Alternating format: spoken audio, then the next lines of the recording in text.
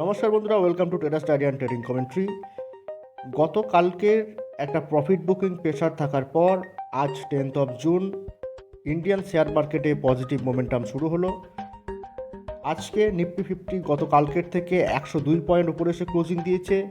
Bank Nifty 0.95% উপরে এসে closing দিয়েছে। নিফটি মিড ক্যাপ 1.57%, খুব ভালো একটা মোমেন্টাম হয়েছে নিফটি মিড ক্যাপে। এবং নিফটি নেক্সট 50 1.22%। আমি বেশ কিছুদিন আগে, প্রায় এক সপ্তাহ আগে, যদি আমার যারা ভিডিওটা রেগুলার লক্ষ্য করেন, আমি কিন্তু বারবার বলেছিলাম নিফটি নেক্সট 50টার উপর নজর রাখতে। কারণ সেকেন্ড ইন্ডাইসিস, যেটা লার্জ ক্যাপের যেটা সেকেন্ড ইন্ডাইসিস নিফটি নেক্সট 50, সেই নিফটি নেক্সট 50তে কিন্তু একটা প্রবাবিলিটি তৈরি হচ্ছে, যেখানে একটা ভালো বুলিশ মোমেন্টামের প্রবাবিলিটি তৈরি হচ্ছে, এবং তা কিন্তু লক্ষ্য করা যাচ্ছে। আজকে 1.22% মোমেন্টাম দিয়েছে Nifty next 50। Nifty small cap ইন্ডাইসিসও যদি দেখা যায়, নিফটি স্মল ক্যাপ ইন্ডাইসিস একটা মোমেন্টামের মধ্যে অলরেডি রয়েছে এবং 1.61% আজকের দিনে মোমেন্টাম দিয়েছে। ঠিক একইভাবে বিএসসিতেও পজিটিভ মোমেন্টাম। বিএসসি সেন্সেক্স আবার 52,000-এর ওপরে এসে ক্লোজিং দিয়েছে, 0.69% positive momentum. BSc mid cap 1.26% এবং BSc small cap 1.73% positive momentum. আজকের যদি অ্যাডভান্স এবং ডিক্লাইন রেশিও দেখেন, তাহলে বুঝতে পারবেন প্রায় 14 অর্থাৎ 1414টা স্টক অ্যাডভান্সে, অর্থাৎ কতটা বেশি পরিমাণ স্টক আজকে অ্যাডভান্সে আছে।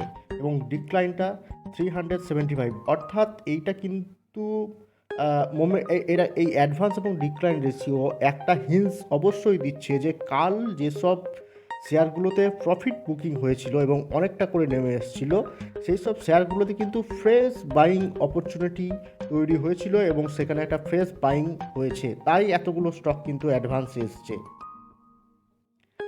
গতকালকের মার্কেটটা ঠিক একটা একটা অন্য ধরনের মার্কেট ছিল। ধরুন একটা বুল বা একটা ষাঁড় রাস্তা দিয়ে হেঁটে যাচ্ছে এবং তার পিঠে বা তার ব্যাক অফ দ্য বুল প্রথমে কিছু কীটপতঙ্গ, তারপর কিছু ছোট পাখি, তারপর কিছু বড় পাখি এসে বসছে বা তাকে ডিস্টার্ব করছে।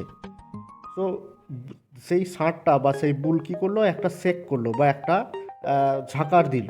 সেই ঝাঁকার দেওয়ার সাথে সাথেই কী হলো, সমস্ত যে কীটপতঙ্গ, ছোটো পাখি, বড় পাখি, সমস্তটাই তার যে স্রোতে বা তার যে যাওয়ার পথে সমস্যার সৃষ্টি করছিল বা প্রবলেম সৃষ্টি করছিল, সেগুলো সব সরিয়ে দিল এবং সেই বুলটা আবার নিজের রাস্তায় হাঁটতে শুরু করলো। কালকের মার্কেটটা ছিল ঠিক সেই ধরনের একটা মার্কেট, যেখানে প্রচুর রিটেল ট্রেডার, যারা হুটহাট ট্রেডিং নেয়, যাদের এক্সপিরিয়েন্স কম থাকার জন্য ভুল ট্রেডিং নেয়, তারা প্রচুর কিন্তু স্টপ লস হিট করবে এবং তারপর থেকে তাদেরকে আউট করে আবার কিন্তু আজকের থেকে মার্কেট আবার একটা পজিটিভ মোমেন্টামের মধ্যে চলে এলো। এবং যদি দেখেন আজকে একটা গ্যাপ আপ ওপেনিং, এবং তারপর থেকে একবারের জন্য কিন্তু মার্কেটে যে কাল একটা নেগেটিভ ওয়েভ চলেছিল, কাল একটা প্রফিট বুকিং চলেছিল, তার কোনো প্রভাবই আজকে মার্কেটে পড়লো না। পুরোপুরি ফ্রেশ বাইংয়ের মধ্যে দিয়ে মার্কেট কিন্তু এগিয়ে গেল। 15,800 অবশ্যই সবথেকে বড় সাইকোলজিক্যাল রেজিস্ট্যান্স থাকবে, কিন্তু এই মুহূর্তে কালকের জন্য 15,750 হচ্ছে একটা বড় রেজিস্ট্যান্স। 15,750 কাল মানে কাল প্রি ওপেনিং মার্কেটে বা ওপেনিংয়ের সময় যদি 15,750-এর উপরে যে ওপেনিংটা দেয়, তাহলে অবশ্যই একটা ভালো হয়। বা যদি ফ্ল্যাট ওপেনিং থাকে, সেটা ডিপেন্ড করবে ওয়ার্ল্ড মার্কেটে কী হচ্ছে, গ্লোবাল মার্কেটে কী হচ্ছে, তার উপর অনেকটা ডিপেন্ড করবে। কিন্তু 15,750-এর কাছাকাছি যদি ওপেনিং দেয়, তাহলে আরও কিন্তু ফ্রেশ বাইং অবশ্যই থাকবে বলেই মনে হচ্ছে। গতকালকের এই চার্টটা দেখিয়েছিলাম, সেখানে দেখেছিলেন সমস্ত ইন্ডাইসিসগুলো রেড হয়ে রয়েছে এবং প্রফিট বুকিংটা যে সমস্ত ইন্ডাইসিস জুড়ে এসছে সেটা বুঝতে পারা যাচ্ছিল। আজকেরটা একদমই অপোজিট। আজকের চার্টটা দেখলে বুঝতে পারবেন সমস্ত ইন্ডাইসিস অলমোস্ট গ্রিন এবং বেশ কিছু ইন্ডাইসিস 1% এবং 1.5%-এর ওপর মুভমেন্ট দিয়েছে, এবং যে কারণেই 1400+ স্টক, অর্থাৎ 1700-র কাছাকাছি স্টক এনএসসিতে লিস্টেড, তার মধ্যে 1700-1800, তার মধ্যে 1400+ স্টক পজিটিভ মোমেন্টাম দিয়েছে। তাই মার্কেটে একটা পজিটিভিটি কিন্তু থাকবেই। এবং যদি ইন্ডাইসিস সেক্টর ওয়াইজ দেখেন, তাহলে ব্যাংক সেক্টরটা 0.95% মোমেন্টাম অনেকদিন পর। এবং কালকে সবথেকে বেশি ভেঙে পড়েছিল নিফটি মিডিয়া, আজ কিন্তু নিফটি মিডিয়া 4.64% মোমেন্টাম। রিয়েলটি দেখুন, রিয়েলটিও তাই 3.34% মোমেন্টাম। এবং ব্যাংক ভালো চললে দুটো sector, public sector, private sector, দুটো ব্যাংকের সেক্টরের ইন্ডাস্ট্রিজটাও ভালো চলে। মেটাল সেক্টরটা আমি আগেই বলেছি কালকে প্রফিট হয়েছিল, কিন্তু মেটাল সেক্টরটা আবার একটা স্ট্রেন্থের জায়গায় আসছে বা এসেছে। ফার্মাটাও তাই, ফার্মাটাও 1.38% মোমেন্টাম ওই দিন একটা ট্রেডিং সেশনে। ইনস্টিটিউশনাল ইনভেস্টারদের ডেটাটা লক্ষ্য করলে দেখতে পাওয়া যাবে কালকের থেকে একটু আলাদা দেখা যেতে পারে। ফরেন ইনস্টিটিউশনাল ইনভেস্টাররা প্রায় 1329 কোটি টাকার উপর একটা নেট বাইং করেছে। ডোমেস্টিক ইনস্টিটিউশনাল ইনভেস্টাররা প্রায় 575 কোটি টাকার উপর একটা নেট সেল করেছে। অর্থাৎ বাইং সেলিং দুটো ইনস্টিটিউশনাল ইনভেস্টারদের তফাৎ করলে বাইংয়ের দিকটা, ফরেন ইনস্টিটিউশনাল ইনভেস্টারদের বাইংয়ের দিকটা বেশি থাকবে। এবং যদিও ভলিউমটা বাইংয়ের ক্ষেত্রে একটু ইনক্রিজ করেছে, তবে যখন এফআইআইদের ইনভেস্টমেন্টটা ভ্যালু সেলিং বা বাইংয়ের ক্ষেত্রে 10,000 11,000-এর কাছে থাকে, তখন একটা মার্কেটে আর পজিটিভ মোমেন্টামটা আরও বেশি থাকে এবং স্টক স্পেসিফিক মোমেন্টামও আরও বেশি হয়। দেখা যাক সেই মোমেন্টাম কোন জায়গায়, পরবর্তী ক্ষেত্রে কোন জায়গায় যায়, এফআইআই বা ডিআইআইদের কী থিঙ্কিং রয়েছে পরবর্তী ক্ষেত্রে। জাস্ট যে সময় আমি ভিডিওটা তৈরি করছিলাম, মিন্ট থেকে একটা আপডেট এলো যে গৌতম আদানির যে সেক্টর, আদানি গ্রুপের তাদের যে নিট প্রফিট সেটা কিন্তু একটা জাম্প হয়েছে। এবং সেই জাম্পটার মূল কারণ হচ্ছে তিনটে আদানি সেক্টরের stock, Adani total gas, Adani enterprise এবং আদানি ট্রান্সমিশন। এই তিনটে শেয়ারের দামটা অত্যধিক বাড়ার কারণে প্রায় 76.7 বিলিয়ন ইউএস ডলার কিন্তু অ্যাড হয়েছে তাদের প্রপার্টিতে বা তাদের নিট গ্রোথে অ্যাড হয়েছে। সো এটা একটা ভালো সাইন। এবং এই নিউজটা যদি অ্যাসিমিলেশন হয় মার্কেটে, তাহলে আদানি গ্রুপের স্টকগুলোতে কিন্তু আরও একবার পজিটিভ মোমেন্টাম, পজিটিভ একটা ওয়েভস দেখতে পাওয়া যেতে পারে। এবার আসবো স্টক স্পেসিফিক আলোচনায়। স্টক স্পেসিফিক আলোচনায় প্রথম যে স্টকটাকে আলোচনা করব সেটা হচ্ছে গোদরেজ কনজিউমার প্রোডাক্ট।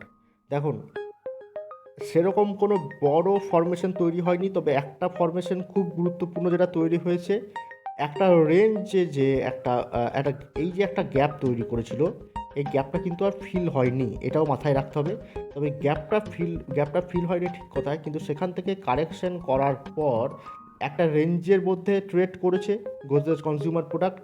এবং আজকের ক্যান্ডেলটা হওয়ার পর এরপর কিন্তু সেই রেঞ্জটাকে ব্রেক করার একটা জায়গা তৈরি করেছে গোদরেজ কনজিউমার প্রোডাক্ট। 850টা খুব ভালো সাপোর্টের জায়গায় রয়েছে, দেখতেই পাচ্ছেন 850টা একটা কন্টিনিউ একটা সাপোর্টের জায়গায় পালন করেছে। তাই 850-এর সাপোর্টের জায়গাটা থাকবে। এবং যদি গ্যাপ আপ ওপেনিং হয় তাহলে রেঞ্জটা কিন্তু এর পরবর্তী ক্ষেত্রে রেঞ্জটা কোন জায়গায় যাবে সেটা নির্ভর করবে কালকের ওপেনিংয়ের ওপর, যে কীভাবে রেঞ্জটা যেতে পারবে কি না, ব্রেকআউটটা দিতে পারবে কি না। অবশ্যই কালকের ওপেনিংয়ের পর বোঝা যাবে কোন জায়গায় যাবে। তবে নজরে রাখতে হবে, এটা আমি স্টক বাইংয়ের আমি অপরচুনিটি এই মুহূর্তেই দেখতে পাচ্ছি না। তবে যেহেতু আমার নজরে পড়লো, তাই আপনাদের নজরেও নিয়ে এলাম যে এটা নজরে রাখুন, যে এই যে সেট আপটা তৈরি হচ্ছে, একটা রেঞ্জ থেকে বেরিয়ে আসা যে সেট আপ তৈরি হচ্ছে, এই সেট আপটা কিন্তু খারাপ নয়, সেট আপটা কিন্তু ভালো। তবে হ্যাঁ, ভলিউমের দিকে আবার নজর রাখবেন। ভলিউমটা কিন্তু অতটা বড় তৈরি হয়নি। ঠিক এই যে ভলিউমটা তৈরি হয়েছিল, সেই ভলিউমটা তৈরি যদি আগামীকালে বা একটু ভালো ভলিউম তৈরি হয়, সেক্ষেত্রে একটা পজিশন ট্রেড হতেই পারে। দ্বিতীয় যে ট্রেডটা নিয়ে আলোচনা করব, করমণ্ডল ইন্টারন্যাশনাল ফার্টিলাইজার কোম্পানি এবং ফার্টিলাইজার বা অর্থাৎ কৃষিক্ষেত্রের উপর নির্ভর করা একটা কোম্পানি। মনসুন সিজন শুরু হচ্ছে ইন্ডিয়াতে, এবং মনসুন সিজন অলরেডি স্টার্ট হচ্ছে ইন্ডিয়াতে। বোম্বে দিকে, মহারাষ্ট্রের দিকে শুরু হয়ে গেছে এবং পশ্চিমবঙ্গে আগামী 48 ঘন্টার মধ্যে শুরু হয়ে যাবে বলে জানতে পারা যাচ্ছে। এবং এই মনসুনের যে ভালো একটা জায়গা সেটা কিন্তু তৈরি হতে পারে। এবং আগামীকালের যে মার্কেট রিভিউতে আমি একটা আপডেট দিয়েছিলাম যে কেন্দ্রীয় সরকার খারিফ শস্যর যে দাম, সেই জায়গায় যে প্যাডি অর্থাৎ ধানের দামটা কুইন্টাল পিছু প্রায় 72 কি 76 টাকা একটা দাম বৃদ্ধি করেছে। সেটা কিন্তু একটা পজিটিভ মোমেন্টাম দেবে। তাই একটা অল্প কিছু দিনের জন্যে বা 2 থেকে আড়াই মাসের জন্য করমণ্ডল ইন্টারন্যাশনাল কিন্তু একটা ভালো জায়গায় ট্রেড করতে পারে বলে আশা করা যাচ্ছে।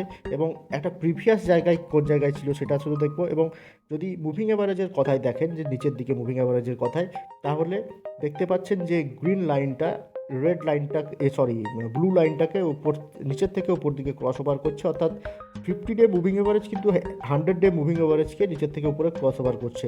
ভলিউমের দিক থেকে ভলিউম কিন্তু রিসেন্ট পাস্টে ভলিউমটা কিন্তু খুব একটা খারাপ যে হয়েছে তা নয়, রিসেন্ট পাস্টে যদি দেখতে চান যে ভলিউমটা খুব একটা খারাপ হয়েছে তা নয়। RSI 66-এ, অর্থাৎ এখনও কিছু বাইং অপরচুনিটি আছে।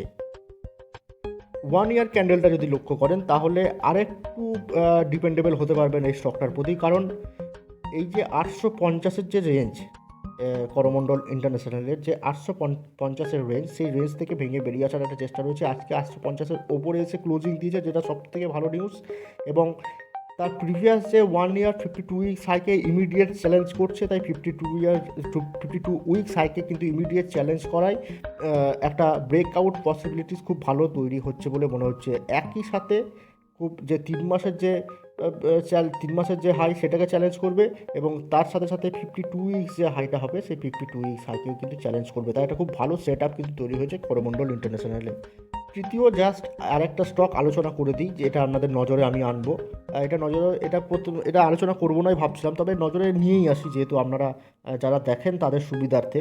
এটা এখনই বাইং অপরচুনিটি খুঁজবেন না, তবে নজরে রাখবেন। কারণ দেখুন কী ধরনের প্রাইস অ্যাকশনটা তৈরি হচ্ছে। দেখুন, যেটা আগের রেজিস্ট্যান্স ছিল, আগের যেটা পুরনো রেজিস্ট্যান্স ছিল 425, সেটা এই মুহূর্তে সাপোর্ট হিসাবে কাজ করছে, এবং একটা ওপর দিকে সুইং হয়েছে, আর একটা এই সুইং হওয়ার জায়গায় থাকবে। তাই এটা খুব অল্প দিনে একটা সুইং ট্রেডিং হলেও হতে পারে, তাই SBI নজরে রাখুন।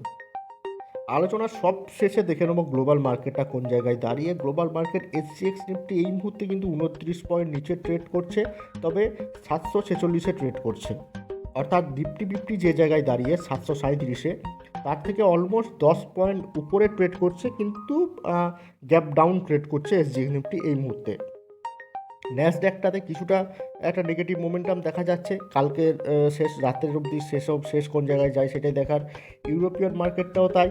জাপানের মার্কেটটা কিন্তু পজিটিভ। জাপানিজ নিকি 97.76 পয়েন্ট উপরে আছে, 0.34% একটা পজিটিভ মোমেন্টামে আছে। তাই একটা মিক্স ইউজ গ্লোবাল মার্কেট। দেখা যাক কালকে সকাল অবধি কোন জায়গায় দাঁড়ায় গ্লোবাল মার্কেট, তার উপর অবশ্যই ইন্ডিয়ান মার্কেট কালকে কোন জায়গায় ট্রেড করবে সেটা অবশ্যই অনেকটাই ডিপেন্ড করবে। আজকের মতো আলোচনা এখানে দিয়ে শেষ করছি। চ্যানেলটিকে সাবস্ক্রাইব করুন এবং বেল আইকনটি প্রেস করুন, যাতে পরবর্তী ভিডিওগুলো পেয়ে যান, এবং টেলিগ্রাম চ্যানেল যুক্ত হন। তাহলে টেলিগ্রাম চ্যানেল থেকে সমস্ত আপডেটগুলো পেয়ে যান। আমি সমস্ত আপডেট, রেগুলার আপডেট, সারাদিন ধরে একটা সেশনে যেটা দিই, সেগুলো সব টেলিগ্রাম চ্যানেলেই দিই। ধন্যবাদ।